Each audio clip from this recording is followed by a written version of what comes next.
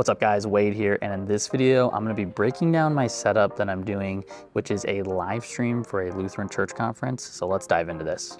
Okay, to start we're going to talk about what we're using to actually switch this, which is an ATEM 2ME constellation switcher, and it's in our rack case here. Now I reconfigured this rack case and I don't love it because I tried to put the ATEM switcher up top and the HyperDeck right below it, but honestly, that's a really bad way to do it because it's really hard to get in the back there and plug things in. So I'm gonna be lowering this. But in this case, we've talked about it before. We've got the switcher, we've got the HyperDeck, and we've got a Mac Mini with 4 bidirectional converters. What's great about that is it's kind of just like you roll the case up and it can kind of do a little bit of everything. We really like using this switching rack for any of our bigger events like we're here today. Now, the one thing I actually really want to show you guys is we made a video about this TriCaster panel, and I've only really got to use it on like 3 or 4 jobs now, but for this job, we had a lot more time to configure it. So what's really, really nifty about this is all of our buttons here. John, if you want to get a little closer if you can, which John, the video guy behind the camera, he's the man. So just to explain what's going on with the TriCaster panel, these are our program and preview for ME1. This is actually ME2, which we're not using. And these buttons up here are SuperSource animators. So if I wanted to do some SuperSource different animations at this event, I can cue them all right here. And in the software, which I'll show you next, there's a ton of different animations that you can do.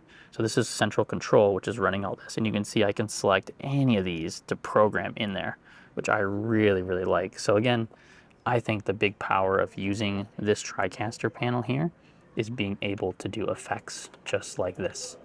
For your events. And the other cool thing, which if I go back to this SuperSource, which is what we mainly use for everything, is I can change whether it's in these boxes with just a click of a button.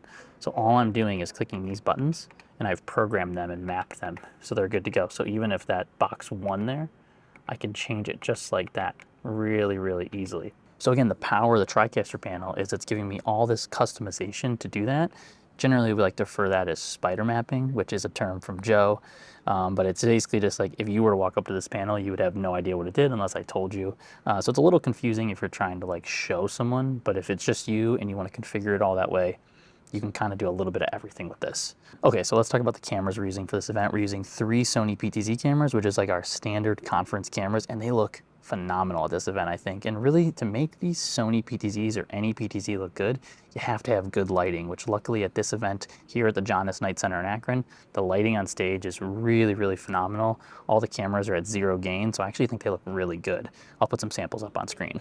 But the nice thing, again, if you haven't used PTZ cameras before, is we can preset a bunch of angles over here. So John, if you show him this Sony controller here, we can preset all these angles here. So John, all he has to do is click a button and it goes to a preset. So if you're like a one-man band or you're someone that's like, maybe the budget's not super high for a client, I would recommend getting 1 or 2 PTZ cameras because you can essentially switch and run everything by yourself in one place if you had to. Now, obviously we like to have people on site here. If something goes wrong, you can fix it very easily, and John could run all this while I go plug a camera in or something, but having PTZs really has saved us over the last couple of years. And for our camera angles for this event, we have 1 camera in the back that's like a wide, 1 camera that's a tight, and then a crowd shot. And that crowd shot I think is kind of like an extra bonus sometimes for events, but it's really, really helpful to have a nice cutaway shot or show what's going on in the crowd if people are clapping and stuff like that. And how we're getting audio is the venue is actually sending us 1 XLR line over to our audio mixer, and then we're just inputting that into our ATEM. Okay, the last thing we're going to talk about is how we're actually doing the streaming, which is with the BoxCast Spark encoder. Now, we obviously love BoxCast and we love the Spark encoder, but the main reason is because the quality is so good. It looks like it's coming right out of the camera. And for this particular event, we're just sending it to YouTube.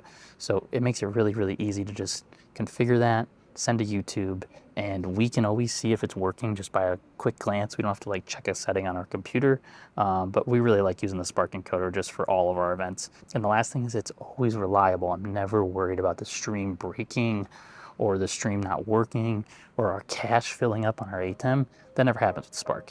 It's a $1,000 device that just handles everything and makes our live streaming so much easier on a job. Okay, so that's it. That's a really quick overview of what we're doing at this event. I really just wanted to showcase what was going on with this TriCaster panel. But if you have any questions, feel free to put them in the comments down below. And thanks for watching.